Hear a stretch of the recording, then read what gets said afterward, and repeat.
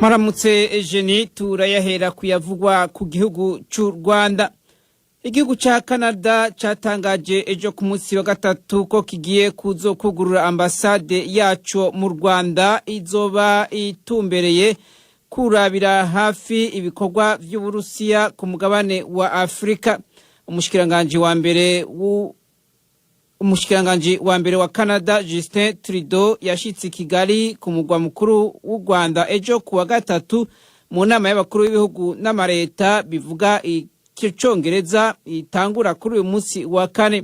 Umushikiranganji wiwe w'imigenderanire n'ayandi makungu Melanie Joly nawe nyine asanzwe ari Kigali yatangaje ko haruhande yo kugurura ambasade mu Rwanda, Canada izogena ambasaderi mushasha mu bumwe bwa Afrika, ariko ibiro vyiwe ntibizoba biri i Addis Abeba muri Ethiopia. Hari nyuma y'amasaha make Trudeau ashitse i Kigali. Yavuze kandi ko Uburusiya hamwe n'Ubushinwa biriko biragira inkomezi ku mugabane wa Afrika. Umushikiranganji Melanie Joly yavuze kandi ko Canada ikeneye gushiraho abadiplomate muri Afrika bazoyibera ijisho n'ugutwi ku bibera kuri uyo mugabane, cyane cyane ibikorwa n'Ubushinwa hamwe n'Uburusiya. Muri iyo ntumbero Canada ifuza kuzokorana no Rwanda hamwe n'akarere kose kugira iyo ntumbero yayo izoshoboke. Ku mugabane wa Afrika kandi amasendika y'abarimu muri Zimbabwe yarifatanije n'abakozi bo mu gisata c'amagara y'abantu mu gusaba ko bahembwa imishahara yabo mu madolari y'abanyamerika aho guhembwa mu ifaranga ry'igihugu cabo ryataye agaciro. Benshi mu bakozi ba leta muri Zimbabwe bahembwa amafaranga angana amadolari hafi 55 ku kwezi, ni icicumi cayo bahora bahembwa imbere. Denford Masona, umunyamabanga mukuru w'ishiramwe ry'abaganga bakorera mu bitaro vya leta muri Zimbabwe, avuga ko batakibasha no gutunga imiryango yabo. We are not asking for something that's out of this world. We just want Nacho turiko turasaba kitazwi kw'isi. Dukeneye gusa kubaho neza. Bamwe muri twebwe turubatse, dufise abana, dufise ibyo dusabwa mu miryango. Imishahara itagishobora gufasha, nibi gusa dukeneye. Abanyezimbabwe benshi ku mbuga hwaniro bakunze kunegura Perezida Emerson Mnangagwa, bavuga ko ataco arabakorera ngo yiteho abakozi biwe. Bavuga kandi ko arutwa n'igihe igihugu cari ku ntwaro za gikoroni.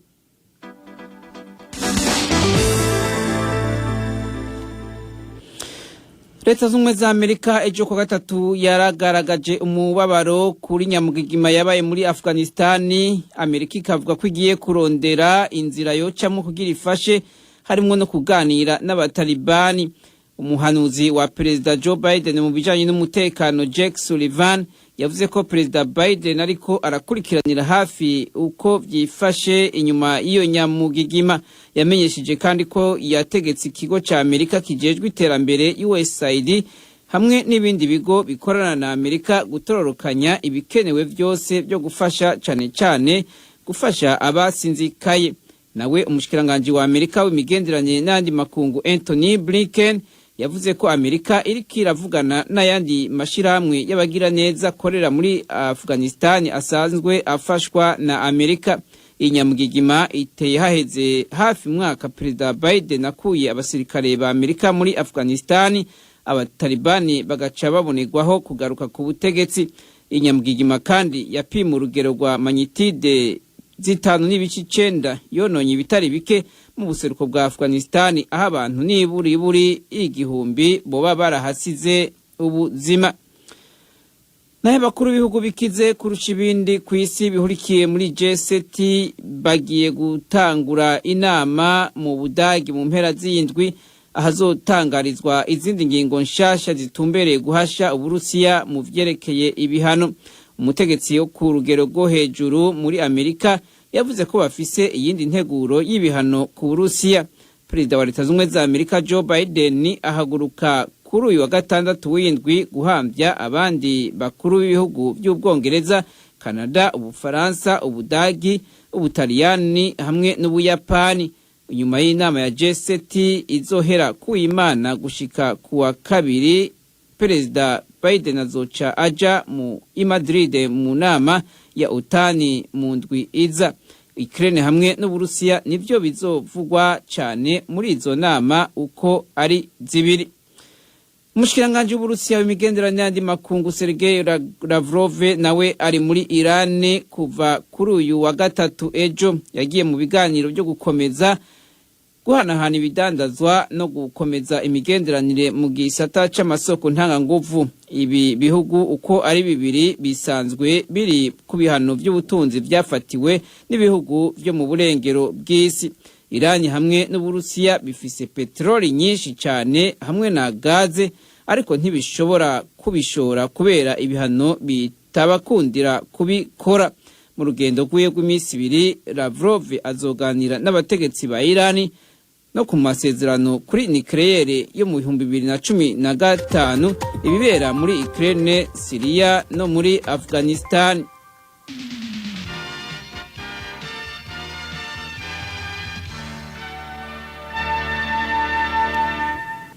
Urumva radiyo ry'Amerika ivugira Washington DC mu Kirundi n'Ikinyarwanda. Mwabonye bucya ni Eugenia Mukankusi basuhuza, mbahaye ikaze mwese mu biganiro byacu. Aloyizi Bigirimana urakoze kutugezaho aya makuru avugwa hirya no hino ku isi.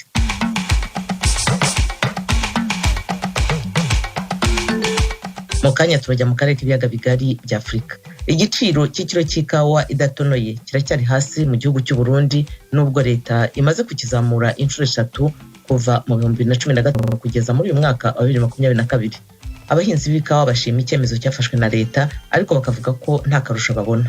Icyo dutwa igiciro je nacyakiriye neza bukebuke, kubera aho twashaka ko bageza siho bagejeje, n'imiburiburi twashaka basi bashikana ku 1500. Twari twibaza ko turiko turatera intambwe leta idugije, ahubwo dutera dusubira inyuma gose uravye ibiciro by'ino munsi kuntu biguma biduga cyane. Abo ni bamwe mu bahinzi b'ikawa. Guverinoma y'u Rwanda yarayisinyanye amasezerano n'umuryango w'ubumwe bw'ibihugu by'Uburayi agamije gufasha kwitegura gukorera inkingo mu gihugu. Mu nkambi ya Nakivale muri Uganda hakomeje kugera impunzi nshya zituruka muri Repubulika ya Demokarasi ya Kongo. Ayo makuru hamwe n'ari tubateguriye ni mu mwanya muto ku buryo burambuye, nimujye kure ya radio yanyu.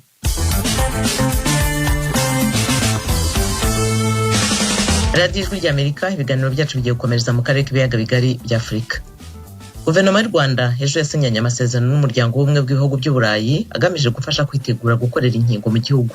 Inkuru irambuye na mugenzi wacu Asumuta Kaboye. Aya masezerano yashyizweho umukono na Minisitiri w'Ubuzima Dr Ngamije Daniel n'uhagarariye umuryango w'ibihugu by'ubumwe bw'Uburayi ingana na miliyoni 11 z'amayero, ni ukuvuga asaga miliyari 11 mu mafaranga y'u Rwanda.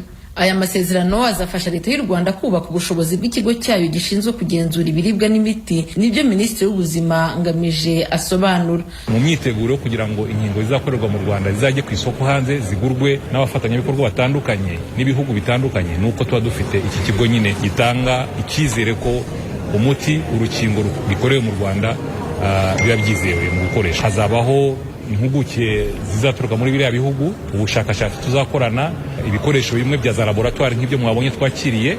Ibihugu birindwi by'Iburayi birimo Ubufaransa, Ubudagi, Ububirigi, Sweden, Lithuania nibyo byagize uruhare mu gutera inkunga uyu mushinga. Ibi bihugu kandi biri mu bizatanga amahugurwa ku bakozi b'Abanyarwanda bo mu kigo cy'igihugu gishinzwe ibiribwa n'imiti.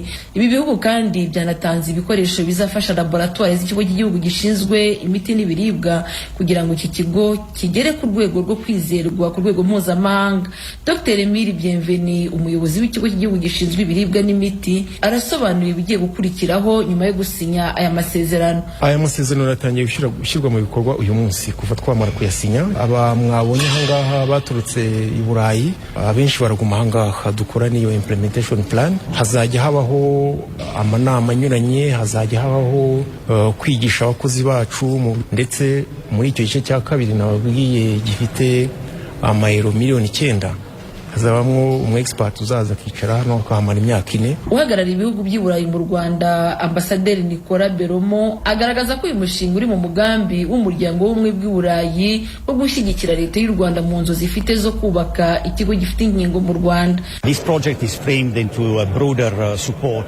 Uyu mushinga uri mu mugambi w'umuryango w'ubumwe bw'u Burayi wo gushyigikira leta y'u Rwanda mu nzo zifite zo kubisangano ry'ahakorerwa inkingo kuri uyu mugabane. Amasezerano twashyizeho umukono uyu munsi azemerera ibihugu bimwe by'u Burayi birangajwe imbere n'Ubufaransa gufatanya n'ikigo cy'igihugu gishinzwe ubuziranenge bw'ibiribwa n'imiti mu Rwanda kugira ngo bigifashe bigiha ubumenyi n'ikoranabuhanga nko guteza imbere urwego rw'amategeko rukenewe cyane kugira ngo izi nkingo zikorwe ndetse no mu rwego rw'inganda z'imiti. Aya masezerano aziye igihe kuko ejo tuzakurikira itangizwa ry'iyubakwa ry'uruganda rwa BioNTech. Aya masezerano abanjirije igikorwa giteganijwe kuri uyu wa 4 cyo gushyira ibuye ry'ifatizo ahagiye kubakwa uruganda rukora inkingo mu Rwanda. Uruganda rwo mu Budage rwa BioNTech nirwo ruzubaka iki kigo kizakora inkingo mu Rwanda. Nirumara kuzura biteganijwe ko uru ruganda ruzafasha ibihugu bya Afrika gutangira gukora inkingo ubwabyo. Biteganije ko ibyiciro bibiri bya mbere by'uru ruganda bizubakwa ku buso bwa metero kare 800. Uruganda icyo gihe rukazaba rufite ubushobozi bwo gukora inkingo zigera kuri miliyoni 50 ku mwaka. Ku ntangiriro abakozi ba BioNTech bazabanza gukorera kuri urwo ruganda ruzaba rwubatse mu Rwanda kugira ngo bafashe mu kwihutisha ikorwa ry'urukingo ndetse banafashe mu guha ubumenyi abakozi b'Abanyarwanda kugira ngo mu gihe kizaza bazajye bikorera inkingo ubwabo. Uru ruganda ruzubakwa mu Kenya cyahariwe inganda giherereye mu karere ka Gasabo mu mujyi wa Kigali. Asumta Kaboyi, Ijwi rya Amerika, i Kigali. Igiciro cy'ikiro cy'ikawa idatonoye kiracyari hasi mu Burundi. Leta imaze kukizamura inshuro 3 kuva mu 2015 kugeza muri uyu mwaka 2022 kivuye ku mafaranga 550 kijya kuri 800. Ariko abahinzi mu ntara ya Kayanza basanga adahagije. Thierry Ndayishimiye akomeza inkuru. Abanyagihugu bo mu ntara ya Kayanza mu buraruko bw'igihugu baganiriye na bagenzi bacu ntibahakana ibyo leta iriko irakora mu kunagura ico gisata, ariko rero babona ko impinga ikiri ndende kuko ayo mafaranga bongera ku kiro c'ikawa akiri make cyane. Ibyo bakabivuga baravye ingene ubuzima buduga ku munsi mu gihugu.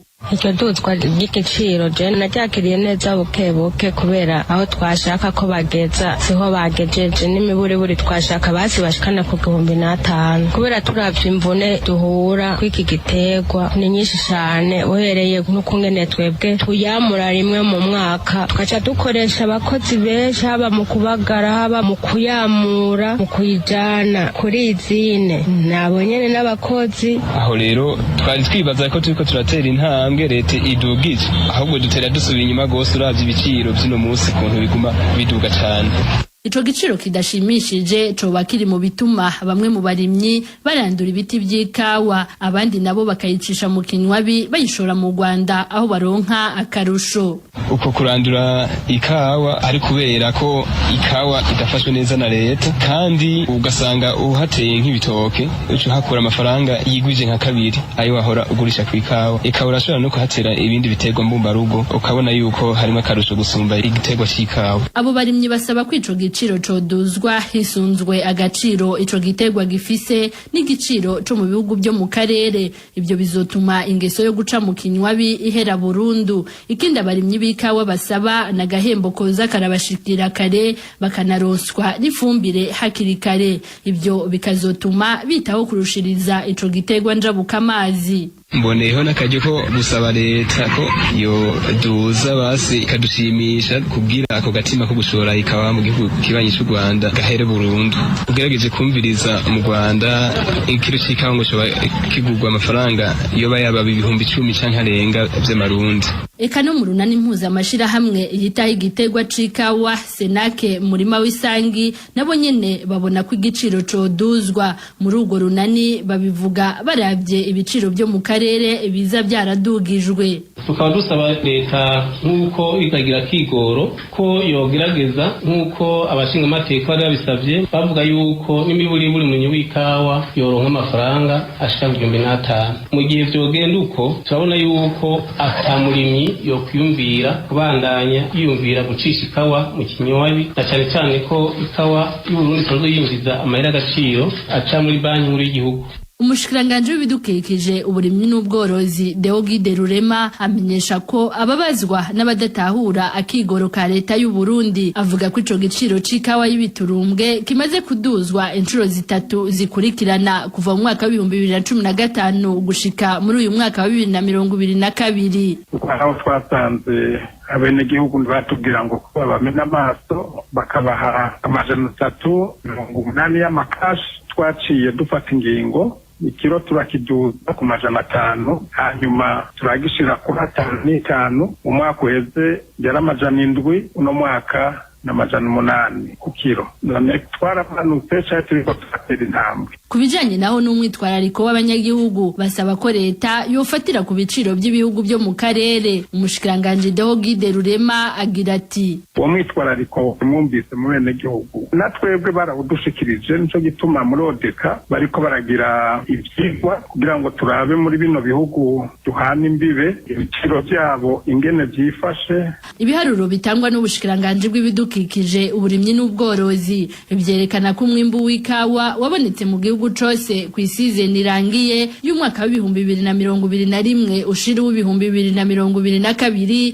ungana n'amatoni miliyoni 6,490,662 ibice bingana na 95% akaba ari byo byashowe hanze y'igihugu. Amadolari ya Amerika angana ni miliyoni 26 akaba ariyo azokwinjira mu kigega c'igihugu bafatiye kuri uwo mwimbu. Ziva muri Republika ya Demokarasi ya Kongo zijya muri Uganda zirasanga izindi mpunzi za kera mu nkambi ya Nakivale harimo na bene wabo. Abasanzwe muri iyi nkambi bagira inama abashya ku byo bagomba kwitega mu buzima bushya bw'inkambi, nk'uko umunyamakuru w'ijwi rya Amerika muri Uganda Ignatius Bahizi abitubwira. Ihunga n'ihunguka ridashira ku banyekongo ubu bimaze kuba ibisanzwe kuva mu mpera ya za 90 ubwo intambara z'urudaca zatangiye muri icyo gihugu. Abanyekongo benshi bo mu burasirazuba bw'icyo gihugu bahunze inshuro zirenga 3 barongera barahunguka, ariko hari n'abandi bahangana n'amakimbirane bagakomeza kuba mu gihugu. Abo ni bamwe mu bamaze igihe bahunga kubera intambara hagati y'inyeshamba za M23 n'igisirikare cya Kongo muri teritwari ya Rucuro. Hano inakivare uko impunzi nsha ziza zihasanga impunzi zishaje zimaze imyaka itari mike, ndetse bamwe hano bahahuriye n'abavandimwe n'inshuti batandukanyijwe n'amakimbirane ya kare. Mu mukongomani aba muri muziranye abani batoya banje nabasize muri Kongo, none nabo intambara ranzi bakuyeyo. Je nabonye ababyeyi banje ku ibyo bahaboneye barapfuye, abazee bose barahashirira, ubwo abantu bari bacihanganye kubayo. Nakivale ni igice kinini cyane kirimo ibyaro byinshi, abaje basha bajanwa mu bice bya kure cyane ahari ibibanza bidatuwemo n'abandi. Nasanze izi mpunzi maze hano amasaha atarenze 10 zakira ibintu by'ibanze byo gutangirana zibihabwa n'imiryango itabara imbabare. Umwe muri izo mpunzi aradusobanurira ibi bintu zihabwa ibyo ari byo. Abaduhaye ibishyimbo na gahunga, batweretse naho gutuzwa, twafashe amapariseri buri muntu. Baduhaye amahema n'amatara n'ibyungu n'umuhini gw'isuka n'imihoro n'ibiti byo kubaka. Tugiye guhita dutangira kubaka ejo. Aho badutwijije ni bari metero 10-20 niho turazingazinga ku kabashi. Ubwo noneho rero two dutite twubakishe.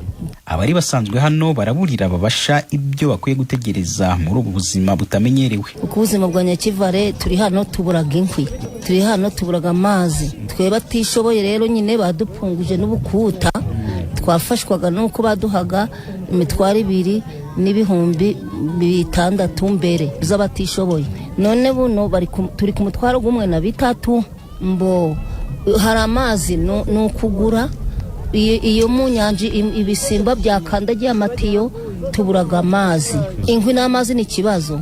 None ubu ababaje nabo nicyo kibazo bagiye guhura nabo nico mbo. None ikindi kiriho izuba ryaravuye, reba nta myaka nakaga politiko twahinze byagiye biruma, nto twabonyemo gusoroma n'ibiro 2 ntawagiye araja mu murima 2 gusoroma wenda intonore.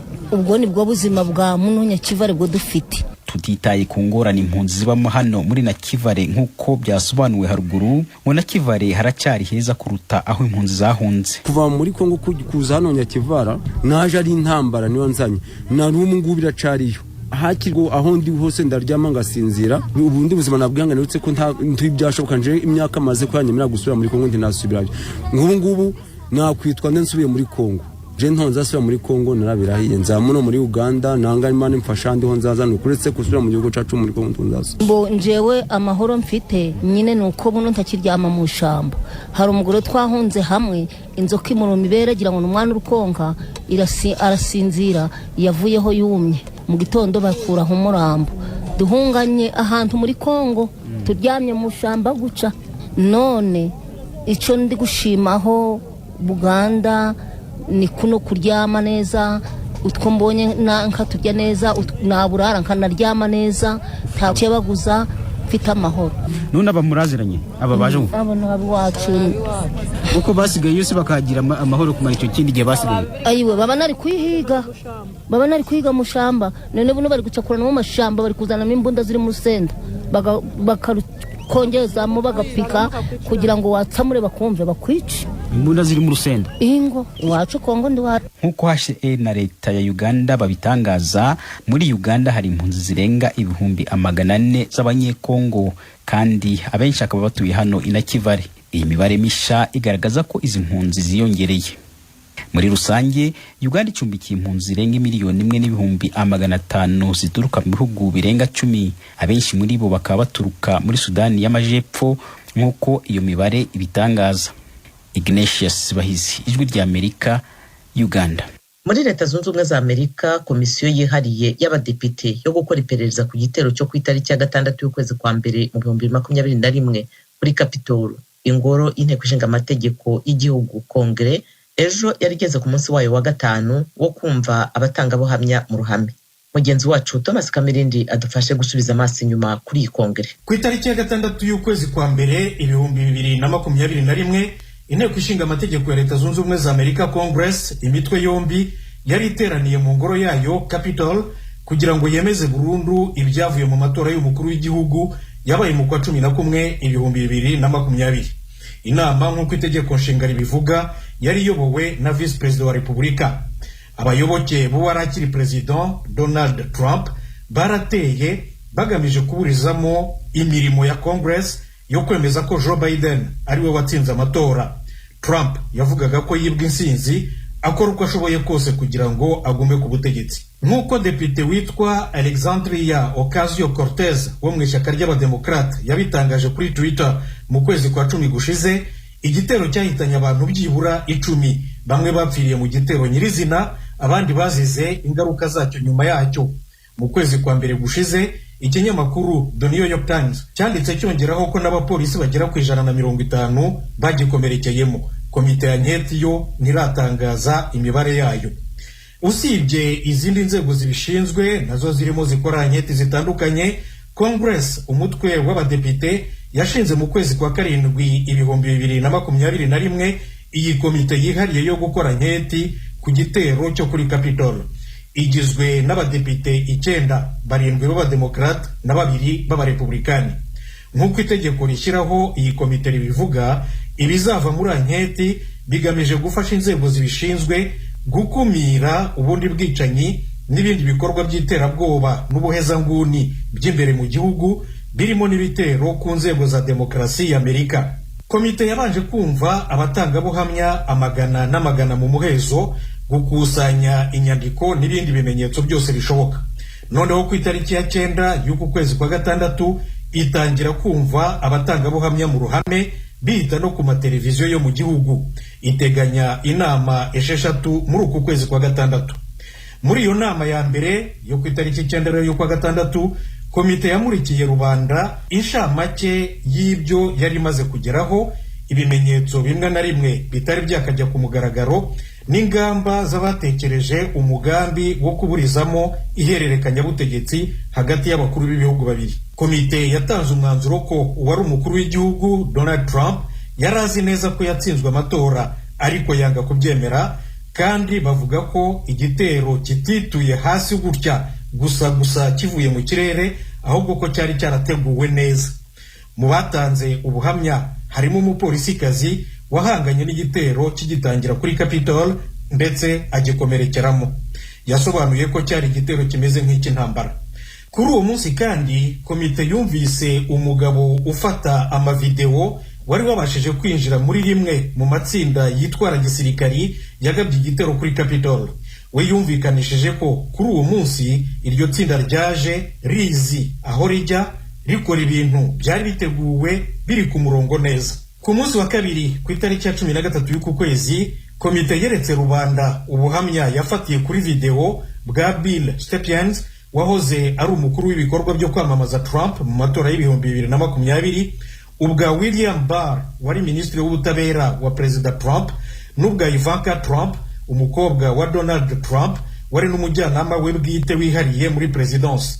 Bose babwiye komite ko mu ijoro ry'itora bagiriye inama Trump ngo yemere ko hakiri kare kwemeza ibyayavuyemo, ko amajwi yarakibarura kandi ko abitangaza ku mugaragaro. Trump ngo yarabyanze.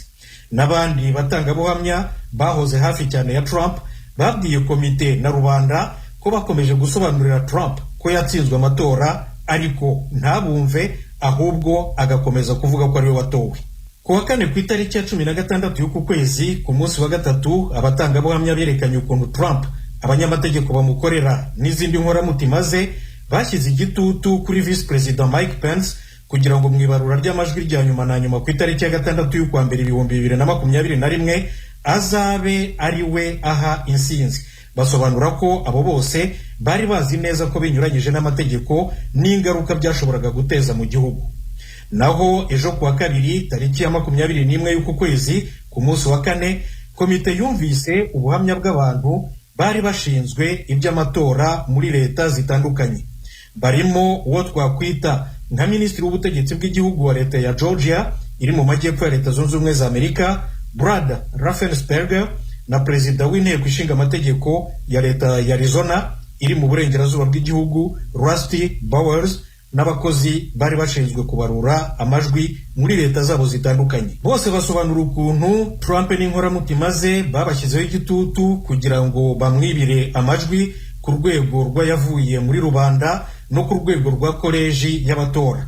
Barabyanze, bamusobanura ko binyuranyije n'amategeko. Bemeza ko nyuma bagiye baterwa ubwoba birimo ndetse no kubumvisha ko bashobora no kwicwa. Komite irakomeza imirimo yayo kuri uyu wa kane tariki ya 23 y'uku kwezi. Abatangabuhamya bahoze mu buyobozi bwa Minisiteri y'Ubutabera muri guverinoma ya Trump nibo bategerejwe. Barimo Jeffrey Rosen wari minisitiri w'ubutabera ku bw'ubusigire igihe Capitol yaterwaga.